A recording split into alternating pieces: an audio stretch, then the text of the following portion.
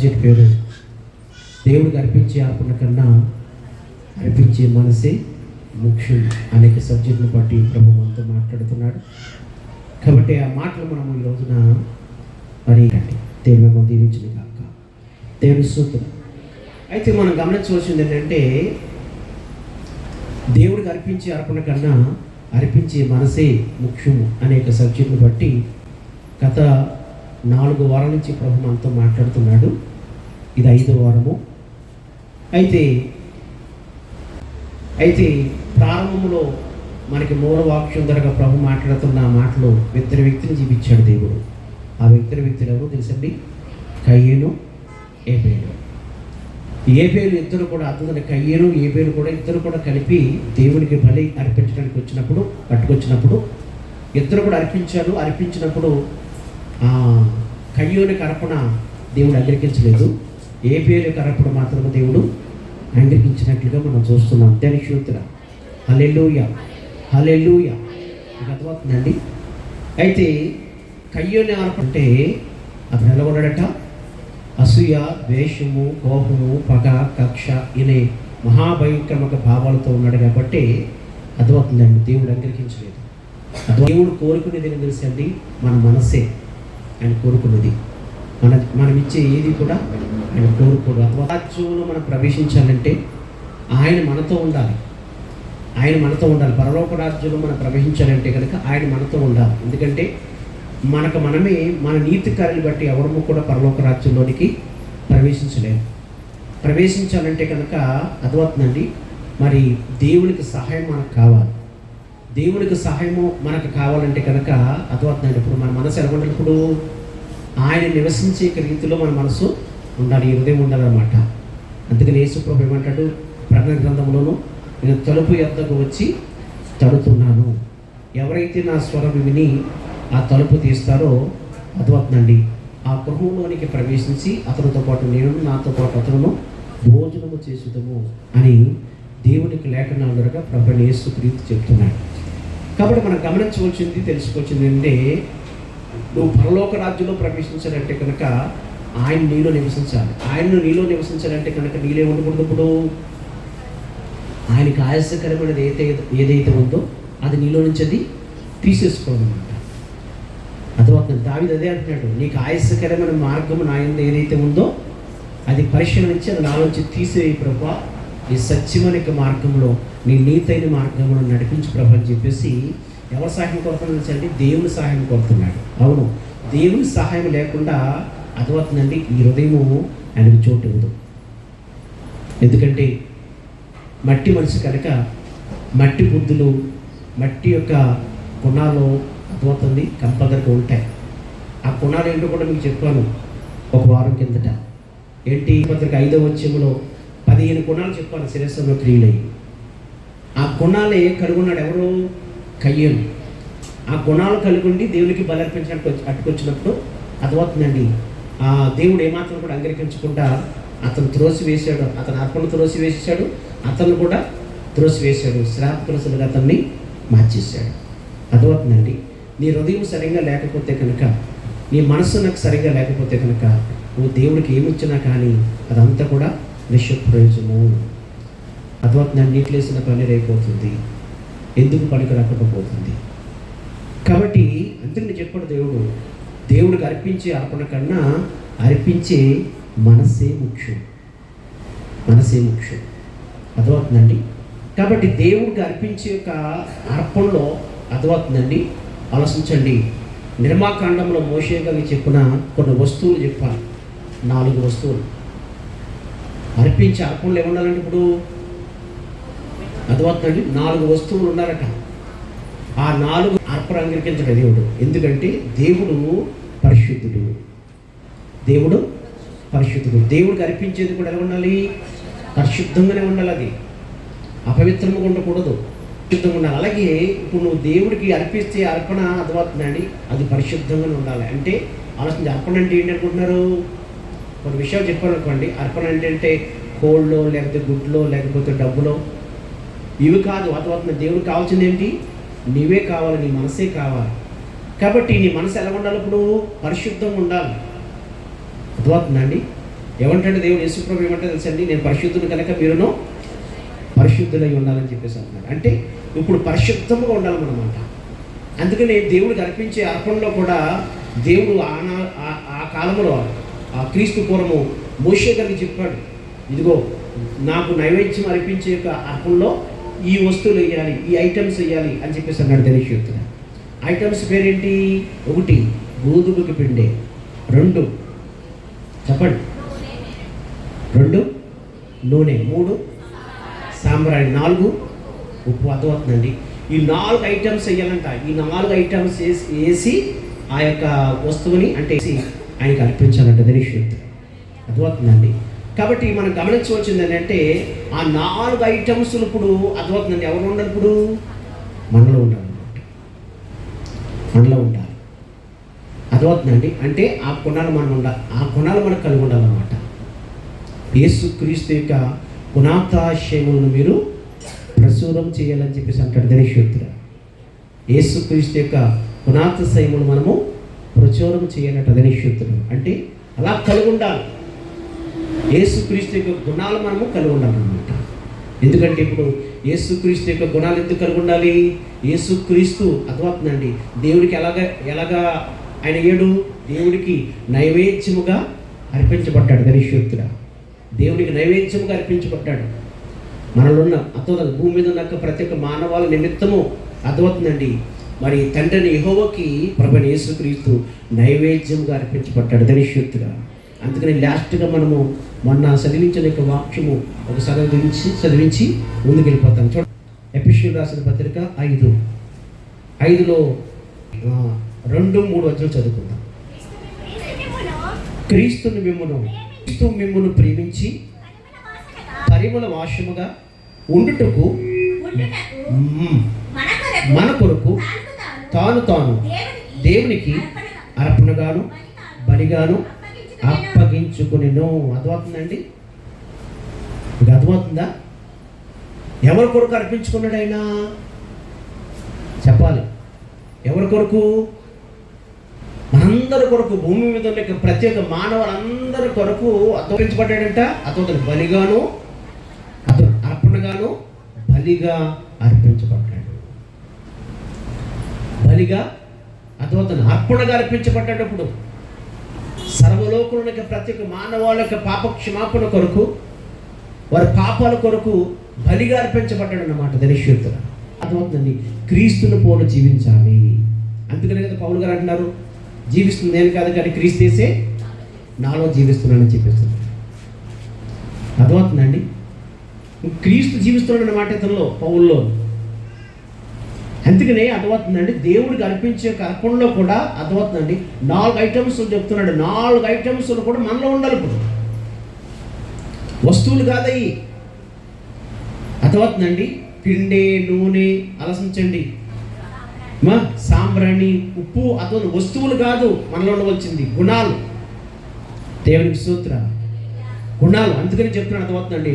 మన జీవితంలో ఏముండాలి? మొత్తం పిండి అర్థమవుతుందండి. గోధుమ గింజగా ఉంటే అది ఒట్టిదైపోతుంది కదా అని చెప్పేసి మాట్లాడుతూ అది పిండిగా మార్చబడాలి. పిండిగా మార్చబడాలంటే కనుక అది ఏం చేయబడాలి? ఇప్పుడు నలగొట్టబడాలి. అర్థమవుతుందండి. అంటే ఇప్పుడు మనం నలగొట్టబడాలన్నమాట. లోక సంబంధిక శ్రమల ద్వారాగా, సోదరుల ద్వారాగా, ఇబ్బందుల ద్వారాగా నలగొట్టబడాలి. చాలామంది కూడా శ్రమలు వచ్చినప్పుడు భయపడిపోతున్నారు. దేవుడు అన్నవాడు ఉంటే కనుక శ్రమలు వస్తాయా, దేవుడు అన్నవాడు ఉంటే కనుక నాకు ఇబ్బందులు వస్తాయా అని చెప్పేసి భయపడిపోయి ఏం చెప్తానంటే లోకంలో పడిపోతున్నారు. అలా కాదు, నువ్వు నలగొట్టబడాలి. నువ్వు నలగొట్టబడుతున్నప్పుడే అర్థమవుతుంది ఆ శ్రమ నీకు మేలుగా మార్చబడుతుంది. రెండోది ఇంకోటి ఏంటి? నీ జీవితం ఏమో తెలుసండి? ప్రార్థన. నూనెకి సాదృశ్యమో ప్రార్థన. ప్రార్థనని ఆ నూనె నీరు కలిగి ఉండాలి. నీ గుర్తొచ్చినప్పుడు కాదు, నీ ఖాళీ ఉన్నప్పుడు కాదు. అర్థమవుతుందండి. ఆలోచించండి. ఉన్నా లేకపోయినా ఆలోచించండి. నీకు ఎలా ఉన్నా, నీ పరిస్థితులు ఎలాగున్నా కానీ అర్థమవుతుందండి క్రమం ప్రకారంగా దేవుని సొంతలో ప్రార్థన చేయాలి. నూనె ఉండాలి. అర్థమవుతుందండి. ప్రార్థన చేయాలి. అందుకని అన్నాడు యేసు ప్రభు, ఎడతెగక ప్రార్థన చేయాలి, విసుగగా ప్రార్థన చేయాలి చెప్పాడు. అర్థమవుతుందండి. మూడోది ఏం చెప్పాడు? సాంబ్రాణి. దేని స్తోత్ర. ఈ సాదృశ్యం ఏంటి? ఇప్పుడు ఎప్పుడైతే ఈ 2 గుణాలు కలిగి ఉంటావో అర్థమవుతుందండి. ఆయన సార్వత్రిక సంఘములకు ఎప్పుడైతే నువ్వు చేర్చబడ్డావో ఆ క్షణం మొదలుకొని అర్థమవుతుందండి ఒక సాక్ష్యం సంపాదించుకోవాలి. సాంబ్రానికి దేని సాదృశ్యం అని చెప్పాను? శ్వాసనికి సాదృశ్యము. ఇక్కడ ఏమంటాడు యేసు ప్రభు? పౌలు గారు చెప్తున్న మాట, క్రీస్తు మిమ్మును ప్రేమించి పరిమళ వాసనగాను ఉండటకు మన కొరకు తాను దేవునికి అర్పణగాను బలిగాను అర్పించుకొనును. ఎలా ఉండాలనుకుంటాడంట? యేసు ప్రభు ఎలా ఉండాలనుకుంటాడంట? మనల్ని ఎలా ఉండాలనుకుంటాడంట ఆయన? ఇక్కడ అంటాడు, క్రీస్తు మిమ్మును ప్రేమించి పరిమళ వాసనగా ఉండటకు, అంటే సువాసనగా ఉండటకు. సువాసన అంటే అదవుతుందండి, సంఘములో సమాజములో ఒక సాక్ష్యం సంపాదించుకోవాలి. నలుగురితో నారాయణ కులంతో గోవిందన్నట్ల ఉండకూడదు. నువ్వు దేవుని బిడ్డవు, యేసు రక్తము చేత కడగబడిన వాడు కాబట్టి, యేసు రక్తము చేత కడగబడిన దాను కాబట్టి అర్థమవుతుంది. యేసు రక్తము చేత నువ్వు, యేసు ప్రభు దేవుడు నిన్ను కొనుక్కున్నాడు. ఇక నీవు నీ సొత్తు కాదు. ఎవరి సొత్తువు? దేవుని సొత్తువు. నువ్వు ఇంకా అర్థమవుతుందండి. వారు అలా నడుస్తున్నారండి, వీరు ఎలా నడుస్తున్నారండి, వాళ్ళు అలా మాట్లాడుతున్నారండి, అలా మాట్లాడితే లేదేంటండి? వారు మాట్లాడితే మాట్లాడండి, నీకెందుకు? యేసు రక్తము చేత నువ్వు కడగబడ్డావు కాబట్టి, యేసు రక్తము చేత కట్టబడిన సంఘములో దేవుడిని ఏర్పరచుకున్నాడు కాబట్టి ఒక ప్రత్యేకమైన జీవితము నువ్వు జీవించాలి. ఎప్పుడు వస్తుంది నీకు ఒక సాక్ష్యము? నలుగుతో నారాయణ కులంతో గోందన్నట్లుగా ఉంటే కనుక నీకు సాక్ష్యం సంపాదించుకోలేవు. ఒక సాక్ష్యం సంపాదించుకోవాలంటే కనుక అర్థమవుతుందండి, ఈ మూర్ఖులైన తరం వారికి వేరే నువ్వు బ్రతకాలి. ఈ మూర్ఖులైన తరం వారికి వేరే బ్రతకాలి. అర్థమవుతుందండి. సాంబ్రాణి సువాసనకి సాదృశ్యము. సాంబ్రాణికి సువాసన సాదృశ్యం అంటే క్రైస్తవుడు ఒక సాక్ష్యం సంపాదించుకోవాలి. ఒక సాక్ష్యం నువ్వు సంపాదించుకోవాలి. దరిశుద్ధం ఎప్పుడైతే నువ్వు సాక్ష్యం సంపాదించుకుంటావో అప్పుడు దేవుడు ఏం చేస్తాడు? నీ పక్షాన దేవుడు ఉంటాడు. దరిశుద్ధ దేవుడు నీ పక్షాన దేవుడు ఉంటాడు. నీ పక్షాన దేవుడు ఉండి ఘన విజయాలతో దేవుడు నిన్ను నడిపించగలుగుతాడు. ఎక్కడికి వెళ్తున్నా కానీ, ఏ ప్రదేశం వెళ్తున్నా, ఏ ప్రాంతం వెళ్తున్నా, అవసరమైతే శత్రువుల మధ్యలో ఉన్నా కానీ అర్థమవుతుంది నేను ఘనముగా దేవుడు నిన్ను శత్రువుల మధ్యలో ఉన్నా కానీ. ఎందుకంటే ఒక సాక్ష్యం సంపాదించుకున్నావు నువ్వు. ఏంటి ఆ సాక్ష్యము? యేసు రక్తంలో కడగబడిన తర్వాత, దేవునికి మందిరంలోకి వెళ్ళిన తర్వాత, యేసు క్రీస్తు నామములో బాప్తిస్మం తీసుకున్న తర్వాత మందిరంలోకి వెళ్తున్న ఆమె యొక్క జీవితం మార్చబడ్డది, ఆమె బ్రతుకు మార్చబడ్డది. పూర్వములు అంటే గతంలో మాట్లాడుతున్నట్లుగా మాట్లాడుతలేదు ఆమె, గతంలో చాటులు చెప్పినట్టుగా చెప్పట్లేదు ఆమె. గతంలో బ్రతుకున్న ఆ బ్రతుకు లేదు, ఆ కోపం లేదు, ఆ అసూయ లేదు, ఆ ద్వేషం లేదు, ఆ నీచమైన బ్రతుకు లేదు. క్రీస్తుని పొందుకున్న ఆమె క్రీస్తులా జీవిస్తుంది. క్రీస్తు పొందుకున్న అతను క్రీస్తులా బతుకుతున్నాడు అని ఒక సాక్ష్యం సంపాదించుకోవాలి నువ్వు. ఒక సాక్ష్యం ఎప్పుడైతే నువ్వు సంపాదించుకుంటావో నీ పక్షాన దేవుడు కంపల్సరిగా ఉంటాడండి. దరిశుద్ధుగా అర్థమవుతుందండి. గమనించండి. ఒకసారి హిందూ దేశం నుంచి కూషు దేశం వరకు కూడా ఒక రాజు అర్థమవుతుందని పరిపాలన చేస్తున్నప్పుడు ఆ యొక్క రాజ్యములో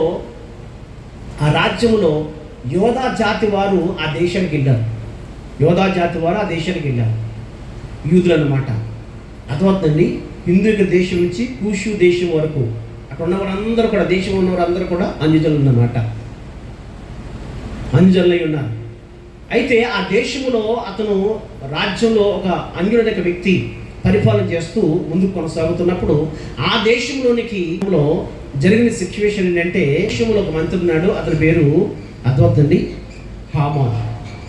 ఈ హామాను రోజున గుర్రం మీద వస్తున్నప్పుడు అర్థమవుతుందండి, వెనకాల బొట్టలు వస్తున్నారు, ఇతను గుర్రం మీద వెళ్తుంటే అర్థమవుతుంది ఆ దేశంలో ఉన్న వాళ్ళందరూ కూడా ఆ మంత్రి వస్తున్నప్పుడు నమస్కారం చేసి అతను శిరస్సు వంచి నమస్కారం చేసి వందనాలు చెప్తున్నారు.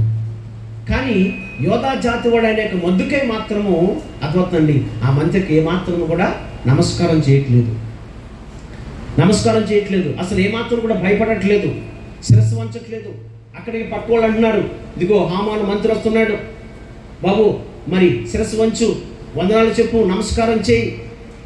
వందనాలు చేయమని చెప్పేసి అంటే ఇతను అన్నాడు, నా జీవము గల దేవునికి తప్ప, యెహోవాకి తప్ప నేను ఎవరికి నమస్కారము చేయనంటాడు. ధనిష్యుడు అయితే నమస్కారం చేయకపోయేటప్పటికీ హామానికి చాలా కోపం వచ్చేసింది. మొదకై అంటే అందరూ నమస్కారం చేస్తున్నాడు, కానీ వీడికేంటి ఇంత గర్వం ఏంటి, ఇంత అహంకారం ఏంటి అని హామాను మనసులోనూ ఒక కోపం పెట్టేసుకున్నాడు. అతని విషయంలో కోపం పెట్టేసుకుని అసూయతోని చాలా భయంకరంగా అతను ప్రవర్తిస్తున్నాడు అనమాట. ఎంత భయంకరంగా ప్రవర్తిస్తున్నాడంటే ఇతను ఈ యొక్క మొద్దుగై కావచ్చు, ఈ మొద్దుగైకి సంబంధించిన యోధా జాతి వారు అర్థమవుతుందండి, అసలే ఈ దేశంలో ఉండకూడదు. హిందూ దేశం నుంచి కుషు దేశం వరకు కూడా రాజ్యాన్ని పరిపాలన చేస్తున్న ఈ రాజ్యంలో ఈ యోధా జాతి వారు చెదరవచ్చిన వీళ్ళు మాకు నమస్కారం చేయకుండా, మాకు లోబడకుండా, మాకు భయపడకుండా భయంకరంగా ఇతను ఉంటున్నాడు. కాబట్టి అసలు ఈ దేశంలో యోధా జాతి ఉండకూడదు అని ఈ హామాను చాలా భయంకరంగా ఆలోచించండి మనసులో పెట్టేసుకుని అథవా రాజుగారి దగ్గరికి వెళ్ళి కంప్లైంట్ పెడుతున్నాడు. ఏంటి కంప్లైంట్ తెలుసండి? రాజా, ఈ దేశంలో ఒక జాతి వారు చెదరవచ్చి ఉన్నారు. ఈ దేశంలోనికి అర్థమవుతుందండి, ఒక జాతి వారు చెదరవచ్చి ఉన్నారు. కానీ ఆ జాతి వారు చెదరవచ్చిన ఆ జాతి వారు విధులన్నీ కూడా సకల విధులకు వేరుగా ఉన్నాయి. గట్టిగా చెప్పలేని చెప్తున్నాడు. ఈ రాజుగారి దగ్గరికి వెళ్ళి ఈ మంత్రి అయిన హామాను చెప్తున్నాడు. హామాను చెబుతూ ఆ జాతి వారు చాలా భయంకరంగా ప్రవర్తించారు. మన రాజ్యానికి కానీ, మన అధికారానికి కానీ, మన రూల్స్ కానీ, మన నిబంధనలు కానీ ఏమాత్రం కూడా పాటించట్లేదు. వారి విధులన్నీ కూడా సకల విధులకు వేరుగా కనబడుతున్నాయి. వారి ప్రవర్తన వేరేగా కనబడుతుంది, వారి మాటలు వేరేగా కనబడుతున్నాయి, వారి యొక్క ప్రవర్తన వేరుగా ఉంది. ప్రతి పరిస్థితులు కూడా వేరుగానే కనబడుతున్నాయి. మాతో కలిసి ఉండట్లేదని చెప్పేసాను. అవును, ఎప్పుడైతే యేసు రక్తం చేతను కడగబడి యేసు క్రీస్తు నామంలో ఎప్పుడైతే నువ్వు బాప్తిస్మం పొందుకుని ఆయన సర్వత్వమైన సంఘములో ఉన్నావో అతను ఒక ప్రత్యేకమైన జీవితంలో జీవించాలి. లోకంతో కాదు నువ్వు కలుసుకోవాల్సింది. లోకంతో మాట్లాడుతున్నట్టుగా మాట్లాడకూడదు. లోకంలో ఉన్నవారు ఆలోచించినట్లుగా ఆలోచించకూడదు. లోకంలో ఉన్నవారు బ్రతుకున్నట్లుగా నువ్వు బ్రతకూడదు. నీ బ్రతుకు, నీ జీవితం సపరేట్గా ఉండాలి. ఎప్పుడైతే నువ్వు సపరేట్గా ఉంటావో అర్థమవుతుందండి, ఒక సాక్ష్యం సంపాదించుకుంటావు. ఎప్పుడైతే ఆ సాక్ష్యం సంపాదించుకుంటావో దేవుడు నీ పక్షాన గొప్ప కార్యం చేస్తాడు అనమాట. ఈ హామాను ఎప్పుడైతే మాట చెప్పాడో అర్థమవుతుందండి, యోధా జాతి వారిని అందరినీ కూడా చంపేయాలని చెప్పేసి ఒక చట్టం పెట్టాడు. అర్థమవుతుందండి, యోధా జాతి వారిని అందరూ కూడా చంపేయాలి. అసలు ఈ దేశంలో యోధా జాతి వారు ఉండకూడదని చెప్పేసి అర్థమవుతుంది రాజముద్ర వేసేసాడు. రాజముద్ర వేసేసి అర్థమవుతుందండి, మరి అది అమలు చేయడానికి ప్రయత్నం చేస్తున్నాడు. అలా ప్రయత్నం చేస్తున్న సమయంలో అర్థమవుతుందండి, ఒక రోజున మరి ఎస్తేరు దగ్గరికి వెళ్ళి మొద్దుకయ్య చెప్తున్నప్పుడు, మొద్దుకయ్య అర్థమవుతుందండి చెప్తున్నప్పుడు ఎస్తేరు చెప్తుంది, ఏం చెప్తుందంటే, ఇప్పుడు మన జీవితంలో ఆ శ్రమ ఉంది కాబట్టి ఆ శ్రమ మనం తప్పించబడాలంటే కనుక దేవుని సహాయం కావాలి. దేవుని సహాయం కావాలంటే కనుక అర్థమవుతుందండి, యోధా వారిని అందరూ కూడా ఉపవాస ప్రార్థన చేయమని చెప్పింది. దేనిశూత్ర యోధా వారిని అందరూ కూడా ఉపవాస ప్రార్థన చేయండి అని చెప్పేసి అతను 3 రోజులు ఉపవాస ప్రార్థన అయిన తర్వాత ఈ ఎస్తేరుని రాణి రాజు దగ్గరికి వెళ్ళి అర్థమవుతుందండి, రాజుగారిని రాజు దగ్గర ఉన్న యొక్క పక్కనున్న హామాను మంత్రి అయిన హామాన్ని భోజనం రమ్మని చెప్పేసి చెప్పింది. భోజనకి రమ్మని చెప్పేసి అందనమాట. రాజు అడిగాడు, ఎందుకు వచ్చావు, నీకు ఏమైనా అవసరమా, ఏమైనా కావాలని చెప్పేసి ఈ రాజు అడుగుతుందంటే ఎస్తేరిని. అప్పుడు ఎస్తేరి అంటదనమాట, నా రాజా నాకేం అవసరం లేదు, కానీ నీవును నీ మంత్రి అయిన హామాను నా ఇంటికి భోజనం రావాలని చెప్పేసి చెప్తున్నప్పుడు అర్థమవుతుంది. ఆ మాట విని ఆలోచించండి, పక్కన యొక్క మంత్రి హామాను చాలా సంతోషించాడు.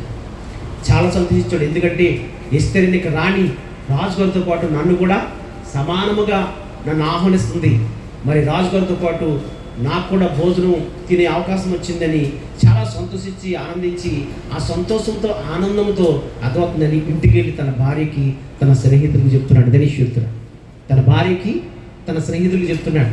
అలా చెప్తున్న సమయంలో అర్థమవుతుందండి, తన స్నేహితులు తన భార్య హామానుతో మాట్లాడుతున్న మాట ఏంటి మనం చదువుకుందాం. ధనిష్యూతుడు హల్లెలూయా. ఎస్తేరు గ్రంథం తీసారమ్మా, ఎస్తేరు గ్రంథం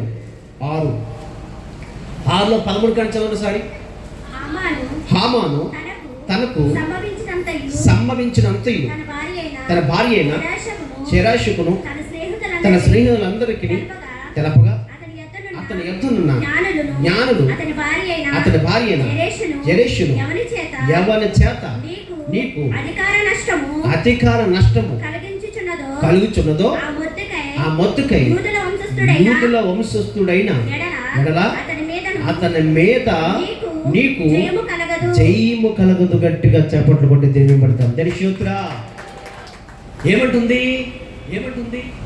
భార్య మాట్లాడుతుంది ఆమెతోటి, యోధా వారితోటి, అతని మొద్దుగోయి తోటి, యోధా జాతి వారితో మాత్రం పెట్టుకోవద్దు. ఎందుకంటే యోధా జాతి వారి యొక్క పక్షాన వారి దేవుడున్నాడు. యోధా జాతి వారితోటి, మొద్దుగైతోటి, అదవుతుందండి యోధా జాతి వారితోటి ఎదురెళ్ళినవి ఏమాత్రం కూడా జయాలు చూడలేవు. అపజయం మీద అపజయం చూడలేవు. అబ్బా ఏంటో సాక్ష్యం అండి. సాక్ష్యం చూడండి ఒకసారి. ఎవరు చెప్తున్నారు ఆ మాటది? లోకములో ఉన్న అదవుతుందండి హామాను యొక్క భార్య, అనుజులైన హామాను యొక్క భార్య చెప్తుంది. ఎవరి కోసం చెప్తుంది? అదవుతుందండి యోధా జాతి వారి కొంత చెప్తుంది అనమాట. ఆలోచించండి, గమనించండి. మొద్దుకై కానీ యోధా జాతి వారికి కానీ నువ్వు ఎదురెళ్ళొద్దు. నువ్వు ఎదురెళ్తే కనుక నువ్వే పడిపోతావు, కంపల్సరిగా అపాయంలో పడిపోతావు. వాడు జయించడానికి ఏమాత్రం కూడా మనకు అర్హత యోగ్యత లేదు. ఎందుకంటే వారు నమ్ముకున్న దేవుడు, వారు నడిపిస్తున్న దేవుడు మహా గొప్పవాడు. దినశూద్రుడా మహా గొప్పవాడైనా కాబట్టి వారి పక్షాన మాత్రం వారికి మాత్రం ఎదురు మాత్రం వెళ్ళొద్దు. దినశూద్రుడా ఒక రోజున సౌలుతో దేవుడు మాట్లాడుతున్నాడు. సౌలుతోటి యేసుక్రీస్తు యొక్క సువార్తను ప్రకటిస్తున్న యొక్క యేసు ప్రభువుని యొక్క శిశువుని చంపడానికి అర్థమవుతుందండి. అధికారుల దగ్గర ఒక పత్రం తీసుకుని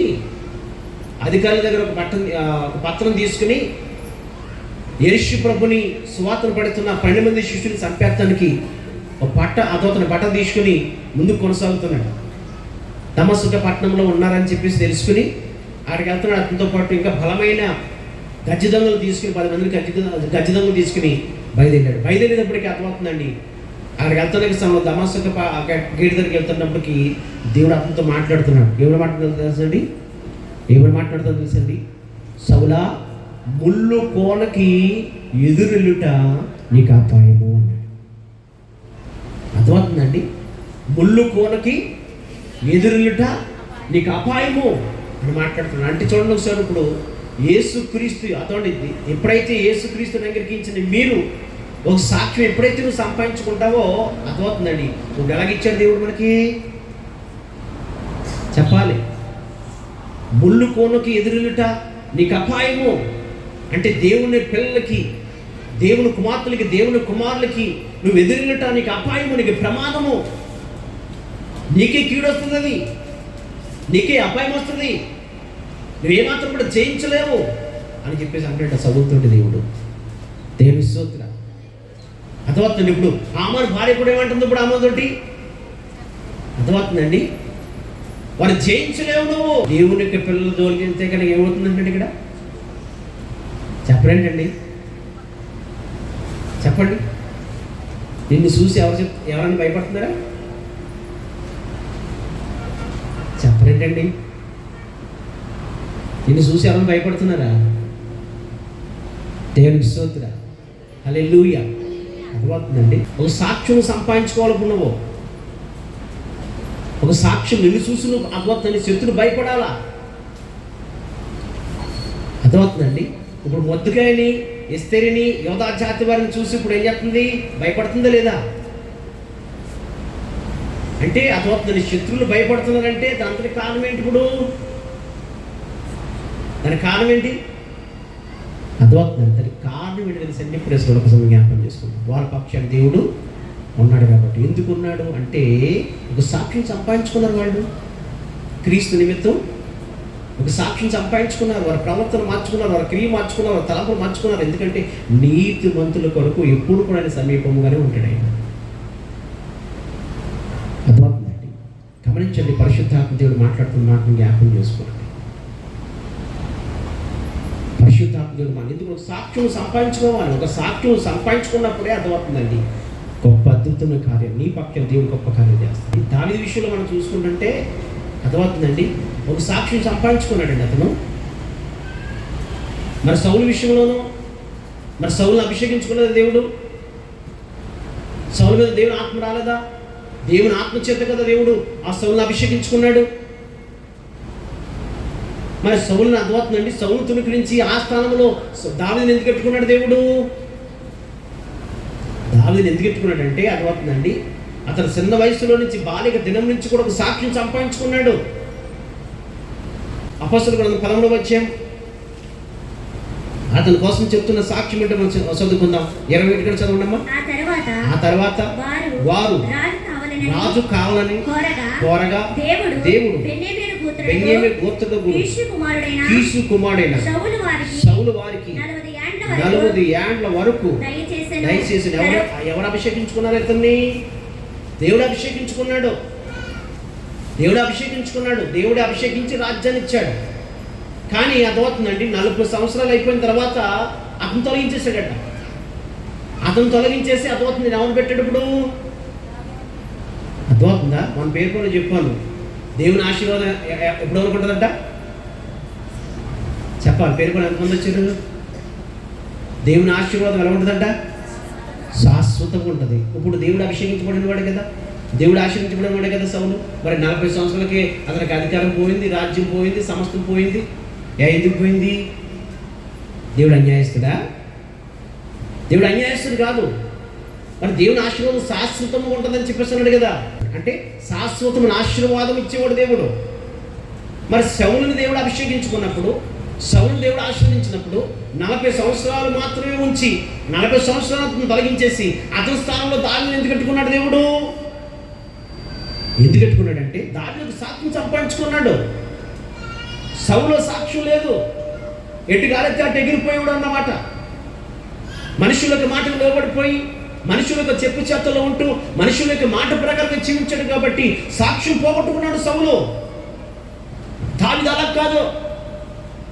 దేవుడు ఏదైతే చెప్తున్నా చెప్పినట్లుగా చేస్తూ ఒక సాక్ష్యం సంపాదించుకున్నాడు. చూడండి ఒకసారి కిందకి చదువుకుందాం.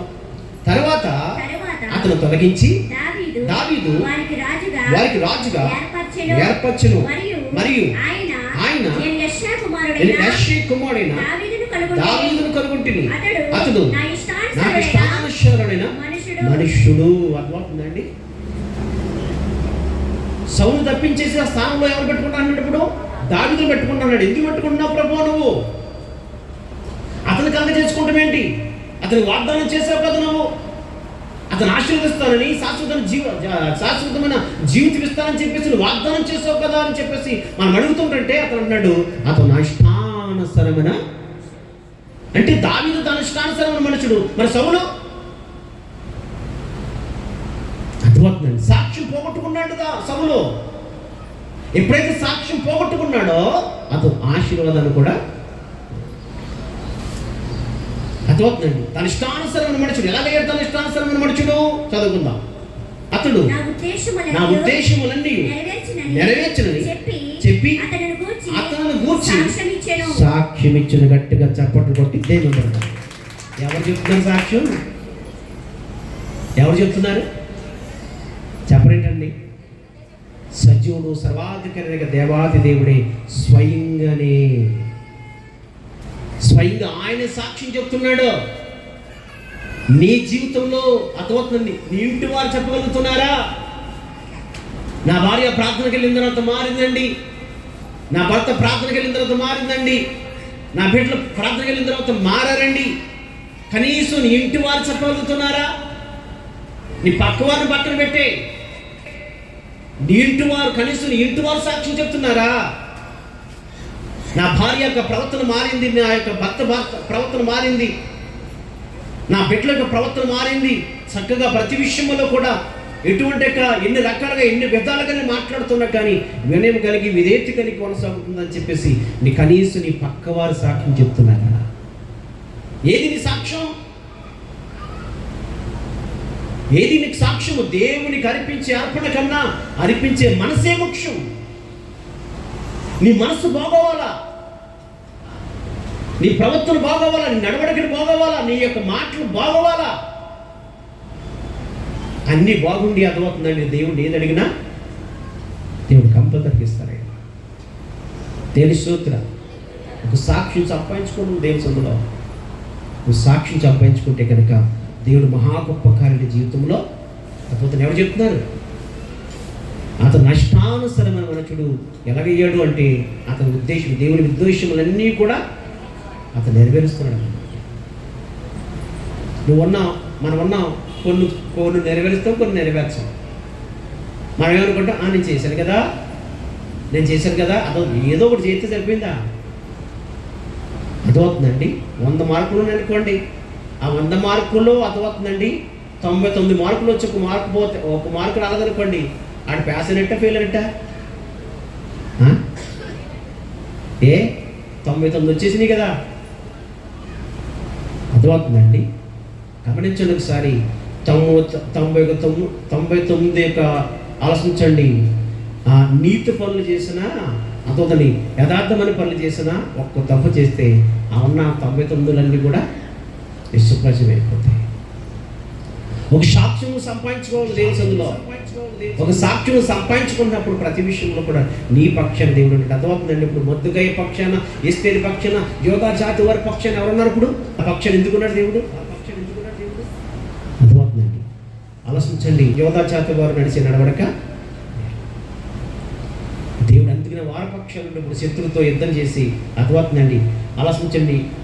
ఎవరి కోసమైతే ఉరుకొయ్య హామాని ఏర్పరిచాడో అర్థమవుతుందండి, అదే ఆ ఉరుకొయ్య మీద హామాని ఏరడటం ప్రారంభించాడు.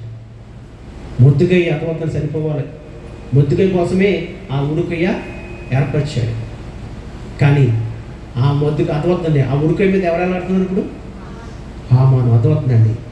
హామానికి ఇచ్చిన అధికారం ఏమో ఆలోచించండి మొద్దుగైకి వచ్చింది.